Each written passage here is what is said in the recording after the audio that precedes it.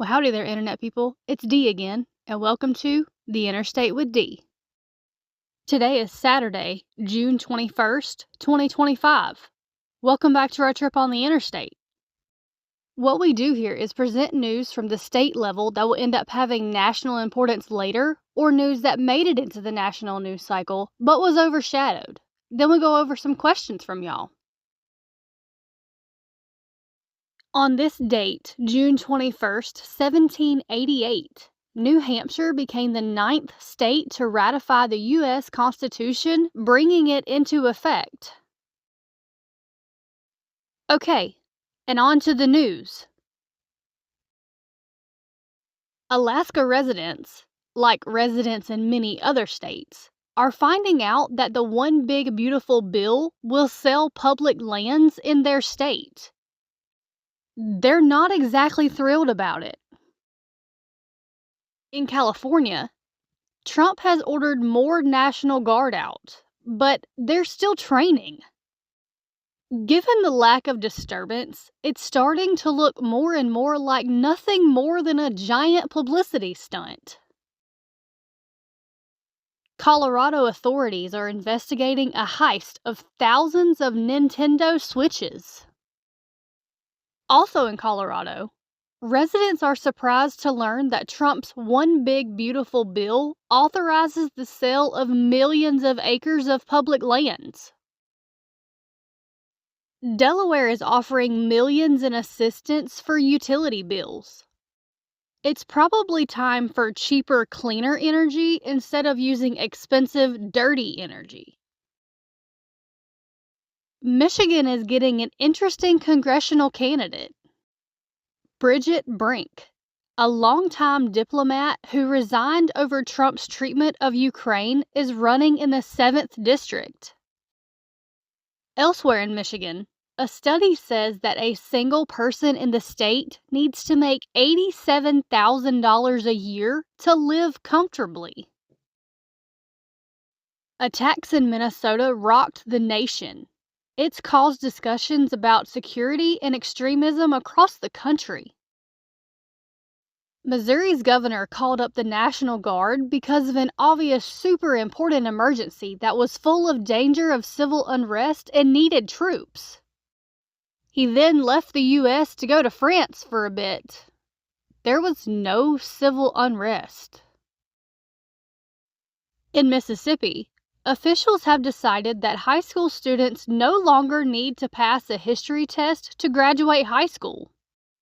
We'll probably have more and more states lower education requirements soon. A town in New Jersey was put under a shelter-in-place order after a chlorine leak. A New Mexico fire has caused thousands to be evacuated near Gila National Forest. A car crash in Ohio is being blamed on a cicada, and cops are warning people to keep their windows up while driving. In South Dakota, reservations are worried about funding cuts. The Supreme Court upheld Tennessee's ban on some gender-affirming care. In Texas, one of Elon Musk's starships engaged in a test. It exploded. There have been no known injuries. Elsewhere in Texas, it looks like the state's border wall may never come to be. The state seems to have stopped funding it. It looks like it was just a giant spending boondoggle. Flooding in West Virginia killed at least 8. Cleanup and operations are still ongoing. And here's your weird state fact for this week. According to a recent study, Nevada and Louisiana are states more likely to have psychopaths. The general idea of the study is that the more inequality in a society there is, the more likely you are to have dark personality traits. Okay, so moving on to the question and answer portion of the show. Question number 1. What happened in Utah at the No Kings protest? I know news broke after the roundup, but that just seems like a mess. A mess is certainly a way to describe it. What we know, there was a shooting and a bystander was hit. Charges have been filed against a person who did not fire their weapon, but footage that surfaced afterward had led to a lot of questions about the initial reports. This will probably become bigger and bigger news, but as of right now, we can't exactly say what happened. Based on the people present that we've talked to, just wait. More information is likely to emerge. Question number 2.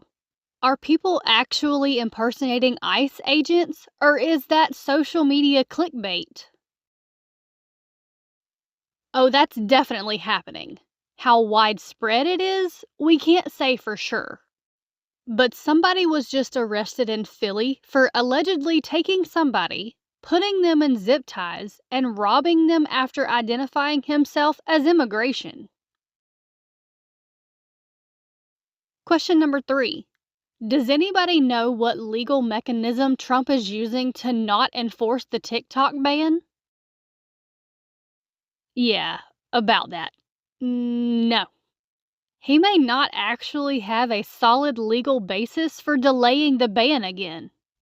It's a gray area because really, he shouldn't have the power to delay it. But it looks like most politicians know that making the TikTok teens mad isn't a great idea. Question number 4. Was the No Kings March actually the biggest protest in U.S. history? I've seen a lot of conflicting information about it. So, the largest recorded recent U.S. protest was the 2017 Women's March, which, ironically, was also primarily an anti-Trump protest. Estimates for that protest were between 3 and 5.5 million people. The estimates for the No Kings protest range from 4 to 6 million. So the answer is maybe. It depends on which estimates you use. There's supposed to be a follow-up series of marches, so keep your eyes open. Okay, that looks like it. We'll see you next week for another trip. Y'all have a good day.